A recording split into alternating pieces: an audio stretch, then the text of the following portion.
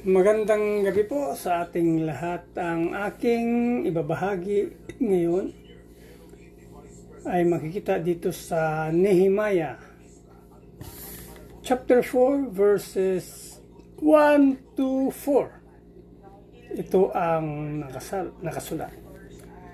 Nabalitian ni Sambalat na aming itinatayong muli ang pader. Nagalit siya at kinutya kami mga Hudyo.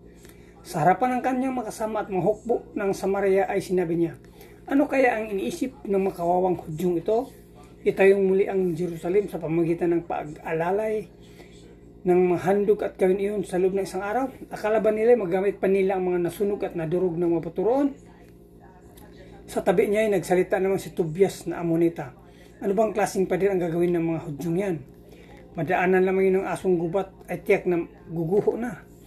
Sa narinig kong ito, ako ay nanalangin. Tingnan mo kami, O Diyos, kung paano kami ginukutya. Mangyari sana sa kanila ang masasamang hangad nila laban sa amin. Maubos na ang kanilang ari-arian at madala silang bihag sa aming lupain. Yan lang po. Maraming salamat. God bless. Isang mapagpalang gabi po sa ating lahat. Ngayong gabi po, ang aking babahagi ay mula sa aklat ni Nehemiah, Kabanata 4, talata 5 hanggang 8. Huwag mo silang patawarin at huwag mong kalimutan ang kanilang mga kasalanan sapagkat hinamak nila kaming mga nagtatrabaho. Lalo kaming nagpatuloy sa pagtayo ng pader kahit hindi nagtagal at nanglahati na ang taas nito dahil masigasig ang mga tao sa pagtatrabaho. Nang mabalitaan nila Sambalat, Tobias at ng mga taga-Arabia, Ammon at Asdod na halos mabuo na namin ang pader ng Jerusalem at ang butas nito ay natakpan na. Lalo silang nagalit. Nagkasya silang salakayin ang Jerusalem upang kami guluhin. Kapurihan po sa ating amang lumikha sa pagkakabasa ng kanyang salita. Amen. Isang mapagpalang gabi po sa ating lahat. Ang akin pong babasahin niyo mula sa libro ng Nehemiah chapter 4 verses 9 to 11. Subalit nanalangin kami sa aming Diyos at naglagay ng mga gwardiya araw at gabi upang maprotektahan ang mga sarili namin. Sinabi ng mga taga-Juda, pagod na kami sa pagtatrabaho. Napakarami pang guho na dapat hakutin. Hindi namin ito makakayang tapusin. Samantala, sinabi ng mga kalaban namin, biglain natin sila bago nila mapansin na pasok na natin ang lugar nila. Pagpapatayin natin sila at mahihinto na ang pagtatrabaho nila. Amen. God bless po. Gandang gabi po sa ating lahat. Ang babasahin ko po ngayon ay mula po sa aklat ng Nehemiah, chapter 4, verse 12 to 14. Ang mga Hudyo na nakatira malapit sa kanila ay palaging nagbabalita sa amin ng balak nilang pagsasalakay. Kaya naglagay ako ng mga tao upang magbantay sa pinakamababang bahagi ng pader na madaling pasukin. Pinagbantay ko sila roon na magkakagrupo sa bawat pamilya at may mga armas silang mga espada, sibat at palaso.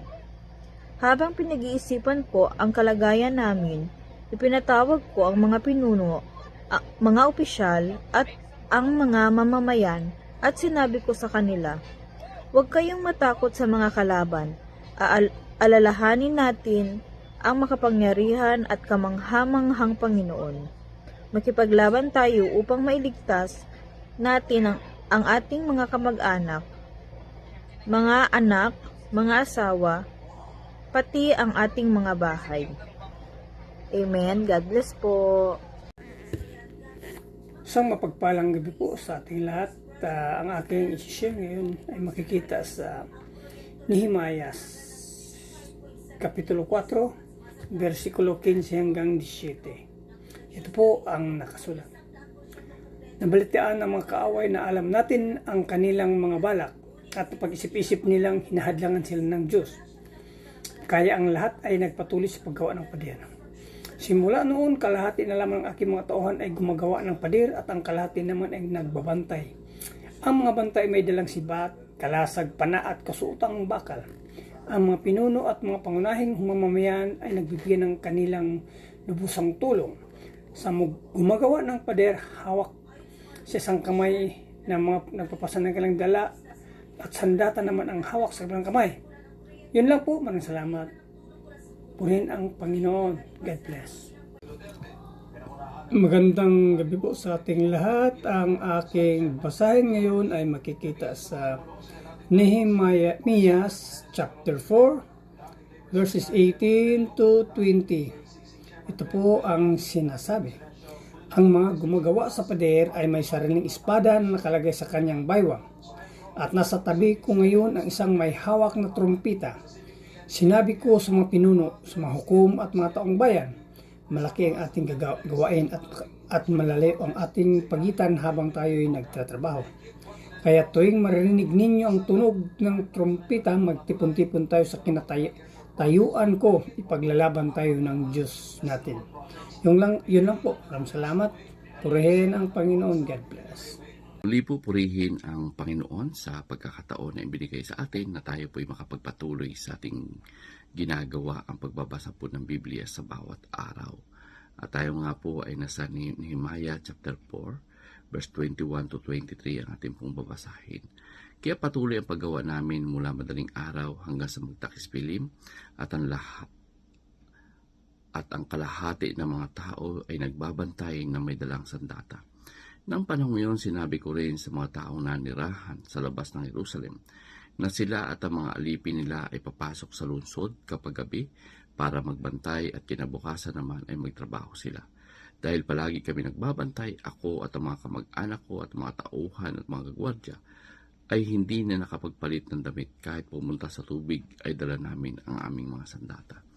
So dito po natin makikita yung kahalagahan ng pagbabantay, no? Sapagkat andyan po palagi ang kaaway upang umatake, gumambala. So napakahalaga po yung pagbabantay at dito po natin makikita kila Nehemiah, no?